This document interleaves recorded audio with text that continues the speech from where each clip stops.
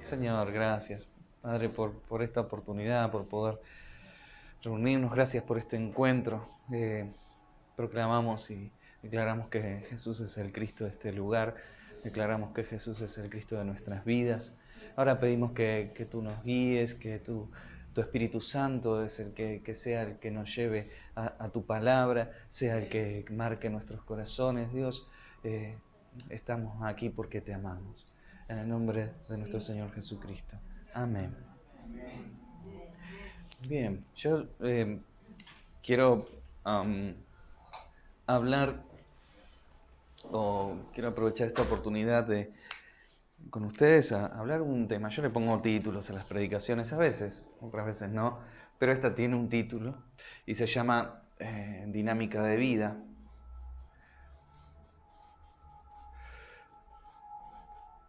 ¿Sí? Y les voy a pedir que abran en Génesis 1.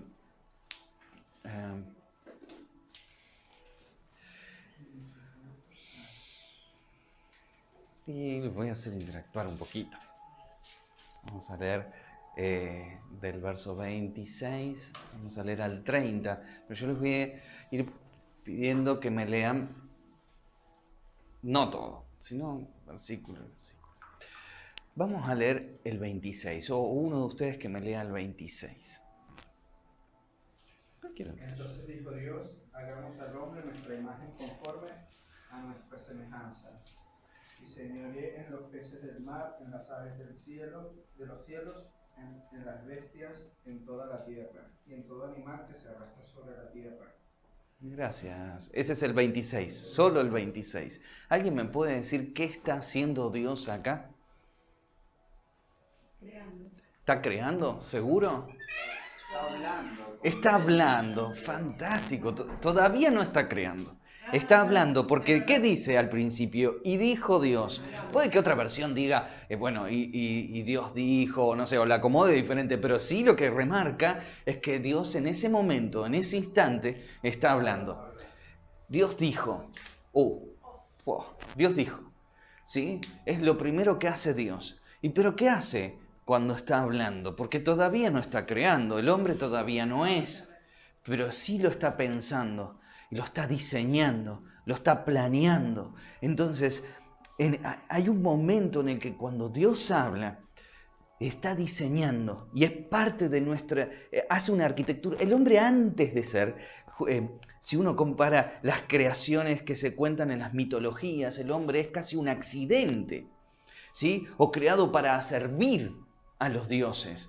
En cambio, aquí en la creación, Dios piensa al ser humano y antes de que el ser humano sea, antes de que exista, ya tenía sentido su existencia, ya había un para qué. Dios planeó. Ustedes cuando van a hacer algo, lo piensan. Cuando van a construir una casa, el arquitecto hace un plano. Cuando van a escribir algo, hacen un boceto. Pablo cuando va, dice, algo lo diseña, no es que agarra, no, lo tiene uno lo viene planificando, lo viene diseñando. Dios nos diseñó a cada uno y se tomó el trabajo de hacerlo. Pensá que vos sos único e irrepetible en toda la historia de la humanidad. No habrá jamás nadie como vos, ni hubo jamás nadie como vos. Y aunque te clonasen, sos único e irrepetible. Único. No hay otro. No hay otro Facundo como yo. Soy el único. Así. Con sus defectos y sus virtudes. Soy irrepetible. Así que imagínate el trabajo que Dios se tomó al acto de diseñar. Y cuando leemos las Escrituras, cuando buscamos la palabra de Dios, cuando la palabra de Dios viene a nuestra vida, esa palabra tiene que ver con nuestro diseño, con lo que somos. Y cuando Dios nos habla, Él habla acerca con palabras que nosotros podemos entenderle, con cosas, tiene que ver con nuestro ser. También tiene que ver con nuestro hacer. ¿Cómo sé que es la palabra de Dios? ¿Cómo me doy cuenta porque la Escritura es larga, es amplia, dice un montón de cosas, pero ¿cómo sé que un versículo es para mí? ¿Cómo sé que un pasaje es mío? ¿Cómo sé que esa palabra se ha transformado en mi palabra? Yo tengo un autito chiquitito. Es un Daihatsu Move. Me parece una heladera con 4 ruedas, muy parecido a eso. Y yo, la primera vez que me subía al Daihatsu, bueno, un poquito apretado, qué sé yo. Somos 5 de familia, nos apretamos y vamos en el autito. Antes tenía una camioneta grande, qué sé yo, íbamos incómodo, qué sé yo. Pero la primera vez que me subí al autito y salí a dar una vuelta para probar el autito, qué sé yo. De pronto veo otro Daihatsu. Y digo, oh, mira un Daihatsu ahí, otro. Sí. Y después mis hijos, sí, allá hay otro, y allá hay otro. Jamás nos habíamos dado cuenta de que había otros Daihatsu, jamás le prestamos atención, pero como íbamos subido en uno, todos los autos en los cuales íbamos subidos nos impactaba, nos llamaba la atención.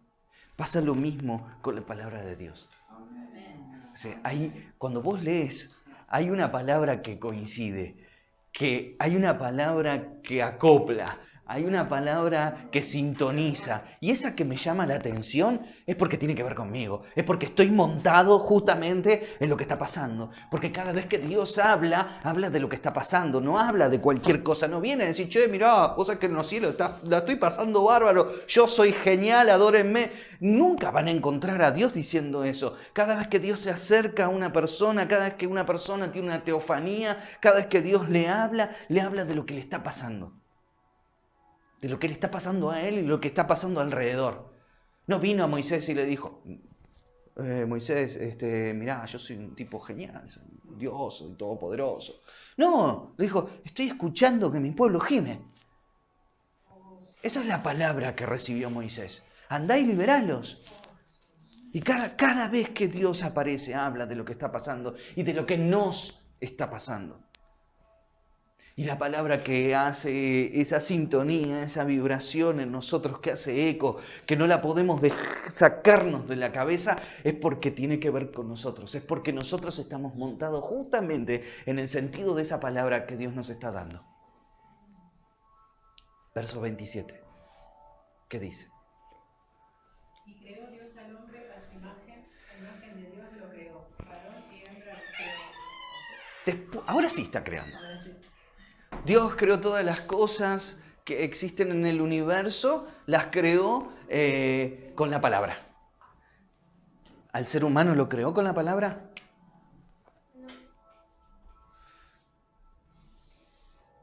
¿Alguien sabe cómo Dios creó al ser humano? Barro. Lo moldeó con sus propias manos. Dios se arremangó, agarró barro de la tierra inhóspita, dicen las Escrituras, formó, le dio forma, luego sopló sobre él aliento de vida. Isaías 64:8 dice, como cual alfarero, ¿no? Nos dio forma, nos creó. Es interesante porque el alfarero es una labor, es una artesanía que no tiene instrumentos, que trabaja a la mano desnuda. Y que Dios viene y hace exactamente lo mismo con nosotros. Mete su mano desnuda en nosotros y le da forma. Y no solamente nos moldea, a mí me cachetea, por ejemplo. Y me va llevando, medio a veces a los golpes. Pero bueno, Hebreos 12 dice, tiene que ver con el moldeo de Dios. La disciplina, la prueba y lo que Dios va llevando, va dando forma. Y si no le gustó, desarma y vuelve a armar. Y no solo eso, no solo moldea en esa disciplina y en la prueba y demás, sino que también nos inspira, nos sopla aliento de vida. Cuando Jesús se reúne después de resucitar con los 12, lo que hace es justamente ese acto creativo, sopla sobre sus discípulos. Está haciendo exactamente lo que hizo Dios en la creación, lo recrea, lo inspira, le da un espíritu nuevo, un corazón nuevo. Es así como obra en nosotros. No solamente nos da gracias, dones, ¿no? Genera en nosotros algo espiritual por dentro, sino también mete su mano y nos va moldeando de las dos formas, sea que Él nos trate de una forma o de la otra, van juntas. No solamente está la disciplina, la prueba de Dios, sino la inspiración de Dios también, la fortaleza de Dios, y va todo junto. Ahora, es interesante porque después que Dios habla, después que Dios le da un diseño, luego que Dios piensa y nos piensa, entonces ahí aparece la creación de Dios. La palabra primero viene, y esa palabra junto con el Espíritu, porque no es solo Biblia, Bucio, una persona que no cree en Dios. Toma las Escrituras. Si el Espíritu Santo no actúa, no las va a entender, no le va a servir. Ahora, la palabra junto con el Espíritu de vida, junto con ese moldeado que Dios hace de nosotros, va transformándonos por dentro. Y ahí empieza el primer camino de la dinámica de vida. Verso 28.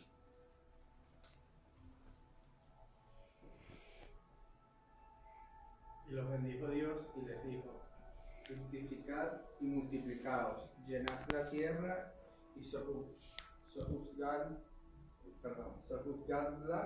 y señoread a los peces del mar, a las aves de los cielos y en todas las bestias que se mueven sobre la tierra. Perfecto. ¿Y ahora qué está haciendo Dios? Primero dijo, luego creó y por último bendijo. ¿Sí? Exacto. Luego bendijo Dios al ser humano, ¿sí? Diciéndole, dándole una nueva palabra. Ahora es interesante la bendición de Dios. Ustedes van a leer, y lo que leyó Eliezer recién, la palabra clave es todo. ¿Sí? Ustedes saben que tenemos dos relatos creacionales. Porque hay dos relatos, no significa que sean diferentes o distintos o que Dios se contradiga ni nada por el estilo, sino que se complementan. Este relato que estamos leyendo, que va desde el 1.1 hasta el 2.4, es el relato sacerdotal, yavista. Dios aparece con el nombre de Yahvé, ¿sí? Un tetragrama Y-H-B corta H. Ese Yahvé es el Dios de los sacerdotes, el Dios del templo, el Dios de los rituales, y por eso va día por día. Y el día clave es el sexto, el que estamos leyendo. El séptimo Dios descansa, que todo esto se narraba para dar a entender que el Sabbat, el sábado, era el día de Dios, el día en donde nosotros teníamos que descansar, porque fuimos creados de barro y de viento, de cuerpo y de espíritu.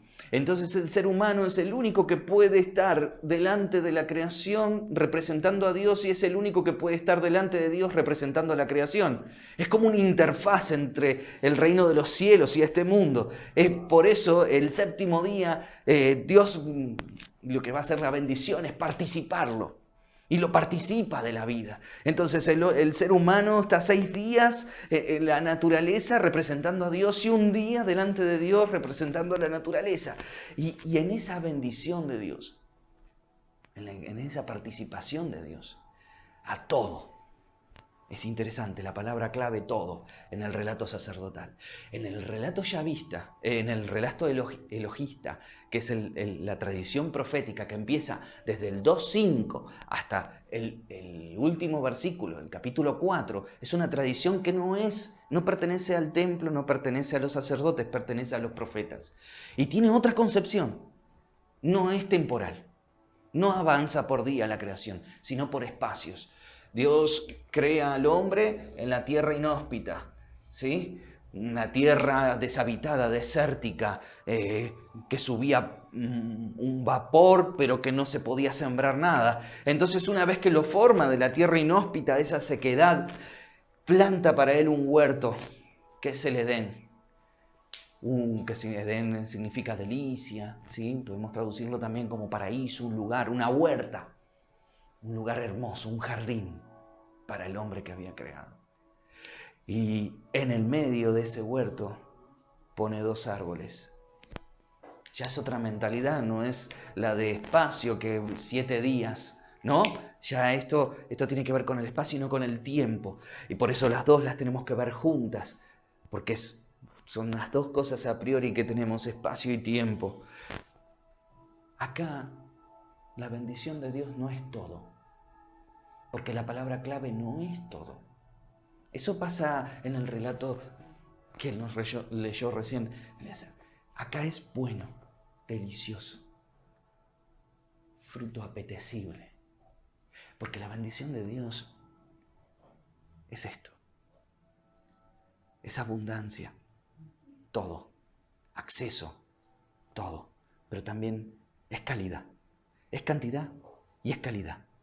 Y Dios nos bendice en abundancia y calidad de vida. Ambas.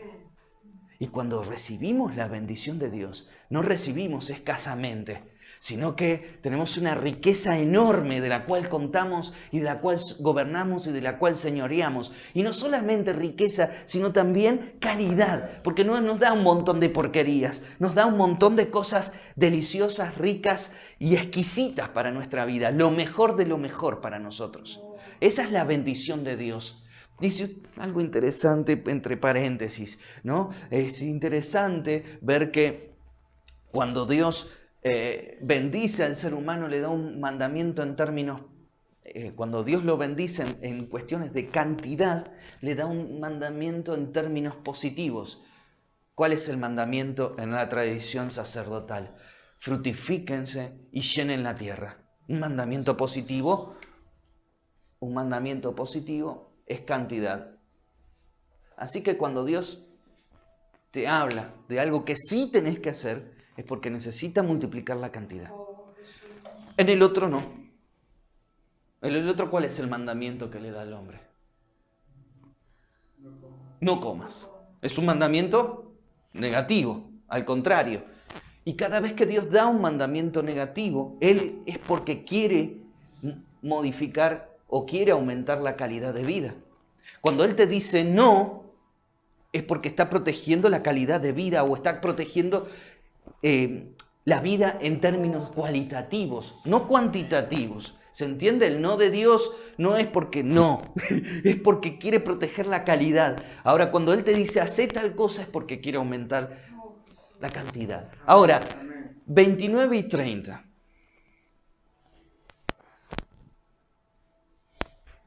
También les dijo, yo les doy de la tierra todas las plantas que producen semilla y todos los árboles que dan fruto con semilla, y todo les servirá de alimento. Y doy la hierba verde como alimento a todas las fieras de la tierra, a todas las aves del cielo y a todos los seres vivientes que se arrastran por la tierra. Y así sucedió. Perfecto. Dios volvió a hablar. Y dijo Dios. Se cierra el círculo. Vamos a la aplicación. Nuestra dinámica de vida cumple este ciclo. Dios nos habla. Lo que nos habla transforma nuestro interior, nuestro corazón, nuestra mirada de las cosas. Hace una transformación adentro. No es solo la palabra, sino el espíritu y la forma en la que Dios nos trata. Esa transformación nos permite recibir la bendición. Y una vez que hemos recibido la bendición, tenemos la capacidad espiritual de volver a escuchar a Dios en una nueva palabra, para que haya una nueva transformación, para que haya una nueva bendición, para que luego nos vuelva a hablar. Esto es una dinámica de vida constante en la que vivimos cada uno y deberíamos vivir y disfrutar el Evangelio de esta manera. Lo más curioso de los creyentes, yo sé que aquí no pasa, en mi iglesia pasa, es que todos quieren la bendición, pero jamás recibieron una palabra que los lleva a esa bendición. Yo quiero ser bendecido en mi trabajo.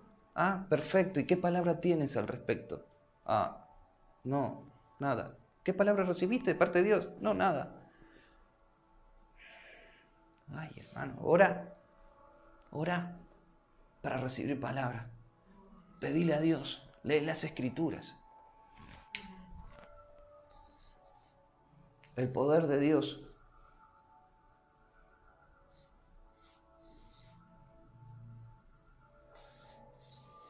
es un equilibrio entre la palabra y la oración. Es como el fuego en la hornalla. Hay un equilibrio justo entre el gas y el oxígeno.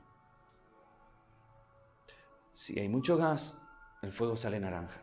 Si hay mucho oxígeno, muy azul y te queman la pava, la olla, o se apaga.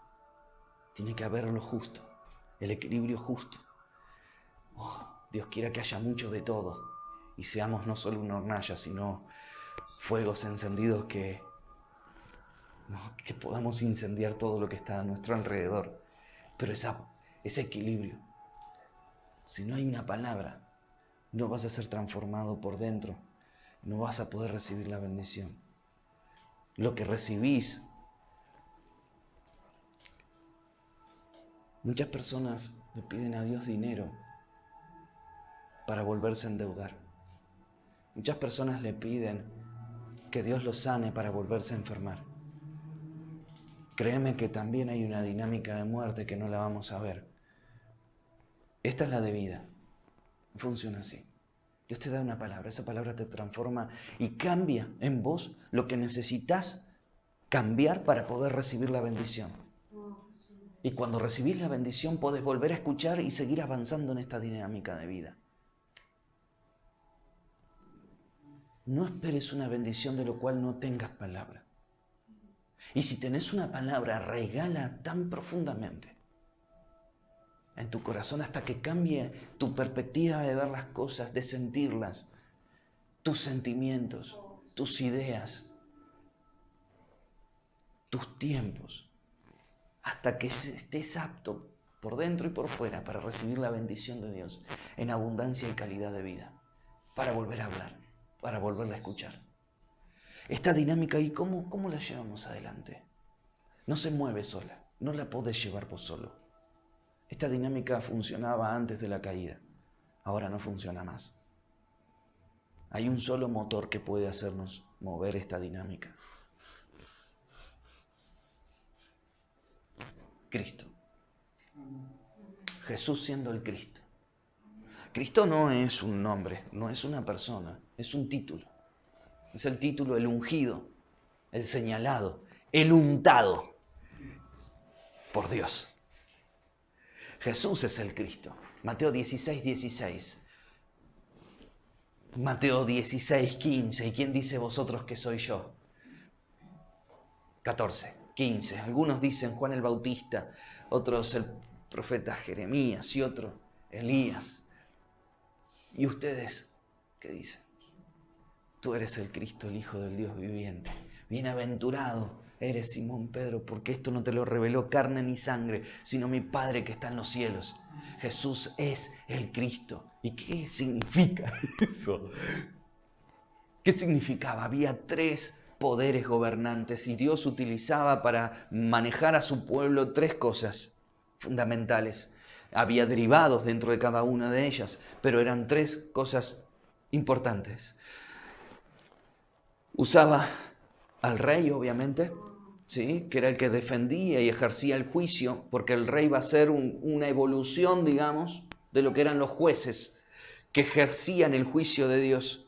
Estaban los profetas que marcaban la dirección de Dios y denunciaba si el rey se torcía o no del pacto con Dios. Y estaba el sacerdote que limpiaba al pueblo por dentro. ¿Está? Con esas 3 funciones, Dios gobernaba. Había una teocracia en el pueblo de Dios. Entonces el rey no podía actuar fuera del sacerdote, porque necesitaba que el pueblo estuviera limpio y purificado. Purifíquense, dice Josué antes de cruzar el Jordán, porque mañana entraremos. ¿Quién purifica? El sacerdote. Y David antes, tenemos a todos los reyes y leemos crónicas o reyes, y llamaban a los profetas para saber qué era lo que Dios quería. Y los profetas a veces hablaban, como en el caso de Natán, cuando el rey se equivocaba, y decía, pecaste, le erraste. Así que los 3 funcionaban juntos. Solo una persona, solo David, pudo ejercer más o menos esas 3 funciones al mismo tiempo. El otro que realmente se ha levantado y Dios ha levantado como hijo suyo y como hijo de la mujer, esa que pisa la cabeza de la serpiente, la simiente de la mujer, lo cual es raro porque la mujer no tiene simiente. Sí, solo los hombres tienen simiente. Se levantó Jesús como el Cristo, el único que puede cumplir las 3 funciones al mismo tiempo. Jesús es poderoso profeta. Lucas 24. Jesús es poderoso profeta porque Él es el que da la palabra. Nadie puede ir al Padre si no es por mí, dice Jesús. Yo soy el camino, la verdad y la vida. Jesús es el que da la palabra del Evangelio que puede encontrarnos con el Padre. Él es el profeta que guía, el que marca el camino, el que te marca el camino. Aferrado a Cristo, vas a recibir palabras. Si vas y orás en el nombre de Cristo, sí, en el nombre de Jesucristo, si lees en el nombre de Jesucristo, vas a recibir palabra, porque nadie, ningún otro puede darte palabra. Ya no más, porque hay un solo mediador entre Dios y los hombres, Jesucristo. Primera de Timoteo 2:5. Así que Jesús es poderoso profeta y ese poderío lo demostró en su ministerio. Porque no solo hablaba, no era un discursero, también era poderoso no solo en palabras, sino también en obras. Exacto. Jesús fue el único poderoso profeta. Y no solamente es poderoso profeta, es sumo sacerdote, como dice Hebreos y como dice Romanos. Porque Él fue el que murió para limpiar nuestras heridas, para limpiar nuestros pecados, para sanarnos. En sus llagas y solo en sus dolores hemos sido sanados. No en otra cosa. Él y nadie más. Él fue sumo sacerdote y fue víctima. Y fue su cruz, ¿no? Fue su cruz. El altar en donde Él se ofreció a sí mismo. No solo sumo sacerdote, sino también Rey de Reyes, Señor de Señores, porque Él vino a deshacer las obras del enemigo. Primera de Juan 3:8. Solo Él puede deshacerlas. Él ha vencido la muerte. Si Cristo resucitó, ¿qué otra cosa más queda por vencer? Si Él venció la muerte. Entonces en su ministerio se hizo poderoso profeta, en su muerte sumo sacerdote y en su resurrección Rey de Reyes. Ahora bien, estas tres funciones tienen que ser cumplidas en Jesús, en tu vida, al mismo tiempo. No puede ser. Algunos creen que Jesús es Rey de Reyes, que le va a dar la victoria, que lo va a llevar a la bendición. Fantástico. Yo también lo creo. El punto es que Jesús no solo es Rey, porque no es solo Rey, porque no puede ser Rey si cumple una sola de estas funciones y nada más que una, entonces no es tu Cristo. Lo siento. Lamentablemente no funciona así, tiene que cumplirlas las tres. No, yo solo palabra nomás y Jesús es mi poderoso profeta. No, tiene que ser las tres al mismo tiempo para que Jesús sea tu Cristo. Ahora, si vos decís que Jesús es tu Cristo y hacer lo que se te antoja y no buscas la dirección y la guía de Dios en esto, no necesitas palabra y buscas la bendición por tus propias fuerzas, entonces déjame decirte que Jesús no es tu Cristo porque no es tu poderoso profeta, aunque Él te haya limpiado de los pecados. Ahora, si vos tratás de tapar tus heridas y de solucionarlas con tus propias fuerzas, entonces Él no ejerce en vos la función sacerdotal, que es la de sanar, limpiar, curar. Ahora, si vos crees que la victoria la vas a ganar con tus propias fuerzas, con tu propia inteligencia, porque tenés contactos, porque sabés lo que tenés que hacer, porque tenés la experiencia, entonces Él no es tu Rey de Reyes. Jesús es el Cristo. Significa que cumple las tres funciones al mismo tiempo. No una después, no, las tres al mismo tiempo. Si Jesús es tu Cristo, Él te va a dar palabra, va a sanar tu interior y te va a llevar a la victoria. Un día fui a pescar. No fui solo. Fui a pescar con mis alumnos. Yo soy maestro y durante mucho tiempo enseñé en cuarto grado. Mucho tiempo. Cuarto grado es el primer año del ciclo superior de la primaria, ¿sí? Lleva matemática y ciencias naturales. Así que un día quise hacer una lección con mis alumnos de cuarto grado inolvidable. Así que los llevé a la laguna de Chascomús, no sé si alguno la conoce. Es una laguna que está a unos 160 kilómetros de acá, más o menos, un poquito menos. Fuimos a pescar, obviamente no con anzuelo ni con caña, fuimos a pescar con redes. Y eran 2 cursos, cuarto A y cuarto B. 25 alumnos cada uno de la escuela italiana. 50 pibes. Emocionados. Salían, cada uno llevaba su baldecito, su botellita, la botella de gaseosa cortada para poner los peces adentro. Esos peces después los íbamos a llevar al aula, los íbamos a estudiar, íbamos a hacer las observaciones de ciencias naturales. Hermoso el día. Espectacular. Genial. Un día en esta misma altura, entre septiembre y octubre, antes de las lluvias. Así que fuimos a la laguna, nos ubicamos.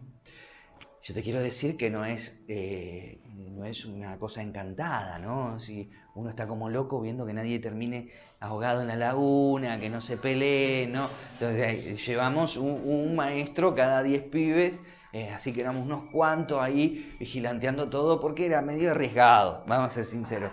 Los copos, no, cuidado, no te acerques, 3 pasos a la orilla, qué sé yo. La laguna de Chascomús es un charco, así, en la parte más profunda. Y ellos estaban ahí metiéndolo, el copo se le llama una red con un palo largo, metiendo sus copos en la laguna, buscando, acá el cardumen, y sí, persiguiendo los cardúmenes, hermoso. Yo estaba ahí, viste, chocho con mis alumnos, ideal. Y así, Juan, vamos a ponerle Juan para no quemar sí, la identidad del alumno. Juan llorando. Tenía su copo a un costado, estaba sentado como chinito y la botellita cortada con los peces adentro. Estaba así acostado y estaba ¿viste? Me acerco a Juan. Digo, Juan, ¿qué pasa, querido? Estoy llorando, ¿viste? Se me murieron los peces. Es probable. Yo ahí empecé con mi cuestión de ciencias naturales. Y dije, bueno, nada, es probable, ¿ves? Lo sacás de su lugar, lo pones en agua, en un tarrito, y pierde el oxígeno, porque tiene un volumen muy chiquitito, enseguida pierde el oxígeno. Entonces empecé a mirar el resto, y tenían todos los pececitos coleando, vivitos y coleando, todos. Porque el agua todavía estaba fresca, no es que se estaba viciada. Eso iba a pasar dentro de un par de horas, no todavía. Entonces... Digo, pero Juan, a ver, préstame tu botella. Y efectivamente, todos los peces dados vuelta, la panza para arriba, la parte blanca flotando, todo. Che, Juan, están todos muertos. Sí, están todos muertos. Calmate, ahora vamos a ver. Entonces yo me levanto, viste, miro así, pues lo pongo atrás luz con el sol. Y digo, viste, cuando unas burbujas salían, viste. Unas burbujitas. Digo, Juan, escúchame, pa, ¿qué le pusiste? Sevena. Pero Juan, ¿por qué le pusiste Sevena? ¿Y por qué es más rica la Sevena? No, Juan. Los peces fueron, y ahora te digo a vos, los peces fueron diseñados para estar en el agua. Aunque vos creas que la Sevena es más rica, que esté más copada, que te la vendan. No.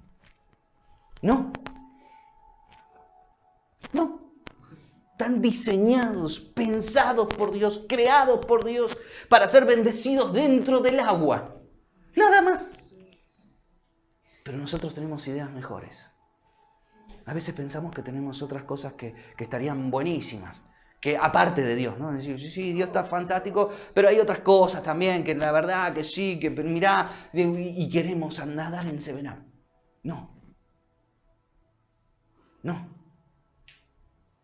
No podemos, no es posible.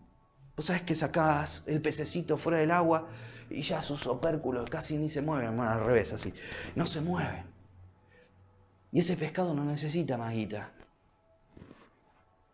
No necesita bronceador, unas vacaciones, no necesita auto. El pescado ese necesita una sola cosa: agua. Vos y yo necesitamos una sola cosa: Cristo. Nada más. No otra cosa, nada más. Y Cristo es suficiente. Si Cristo es necesario para tu vida, entonces vas a necesitar un montón de otras cosas más. Y hay una cosa que es generalizada en todos los seres humanos. Uno elige por Dios cuando le quedan 2 opciones, no cuando le queda 3.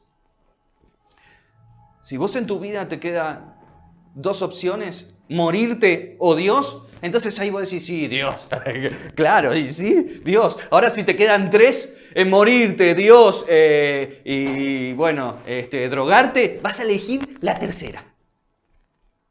No sé por qué. Y no estoy juzgando a nadie porque me pasó.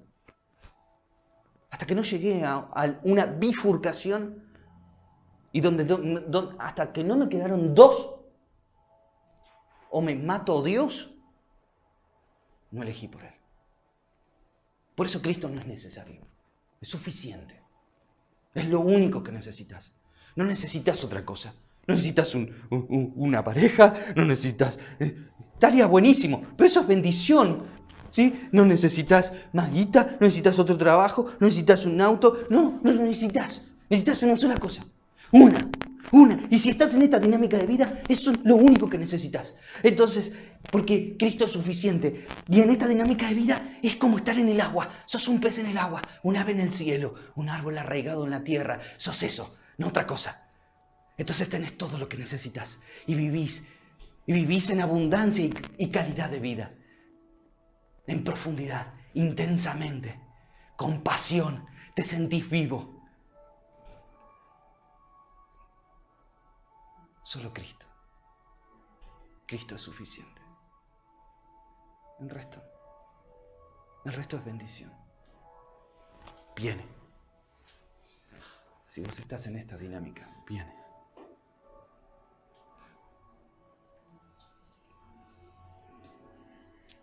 ¿En qué querés ser bendecido? Y ahí sacaba el papel higiénico. ¿En qué querés ser bendecido? No, Señor, yo quiero esta bendición. Yo quiero ser bendecido, al menos dimensional. ¿En qué? ¿En qué? No digas, al menos decí el área en el que querés estar bendecido. No me lo digas a mí. Si esto se entiende, tenés que planteártelo vos. Es más, en tu cuadernito de oración, escribilo, quiero ser bendecido en esto. Fantástico. ¿Y qué palabra de Dios tenés? Empecé por ahí. ¿Qué palabra de Dios tenés? ¿Tenés alguna palabra en la cual estés seguro? Esa palabra, al igual que Jesús la plantea en Mateo 13, en los primeros versos, esa palabra viene de Dios, no la tenés que buscar. Las Biblias vienen atrás, si usted está sufriendo por dolor, vaya a tal versículo, eso es buscarla. Pero la palabra realmente viene. Y vino a mí palabra de Dios diciendo... esa frase la vas a ver por todas partes en las Escrituras. Porque la palabra viene. Te viene sola, el Espíritu la trae.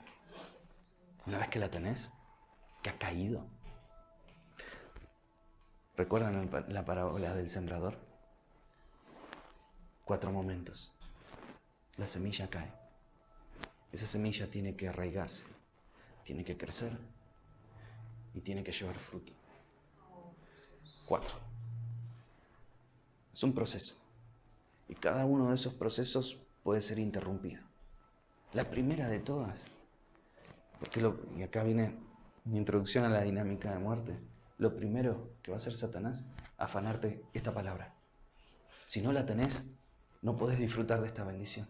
Por eso vienen los pájaros y se lo comen. Y Jesús dice, es el maligno que se lleva la palabra. Es cierto. Es así. Lo dice Jesús. No lo digo yo. Se roba esto, chau dinámica. Y cuando se robó esto, Satanás pone la suya. Segunda parábola. El sembrador de cizañas. Si tenés esta palabra, entras en la dinámica. Primer paso, agárrala. Tenela. Anota, que no se te escape, que no te la afane el maligno. No te la roben. Segundo, esa palabra tiene que arraigarse. Usa la oración para arraigarla. Úsala. Orá con la palabra. Orala. Señor, vos me la diste. Y no tengo ni idea qué es lo que significa. Que eso es otra característica de Dios. ¿Viste? Pedro vino, Señor, hay que pagar los impuestos. ¿Sabes qué le mandó a hacer Dios a Pedro? Jesús a Pedro. Cuando Pedro vino y le dijo, Jesús, tenemos que pagar los impuestos, lo mandó a pescar. Sí, Jesús, pará. Esto no tiene nada que ver con lo que te estamos hablando de los impuestos, no de ir a pescar. Otro día vamos a pescar. No. Vos querés pagar los impuestos, anda a pescar. Y fue a pescar. Pescó, abrió el pez y tenía el dinero, el pez adentro de la boca. Y fue y pagó los impuestos. Y Josué dice, Señor, voy a entrar a la tierra. Bueno, listo, da 7 vueltas acá alrededor de Jericó. Señor, esta es la muralla, viste, Jericó, grande. ¿Te parece? Trompeta, vuelta.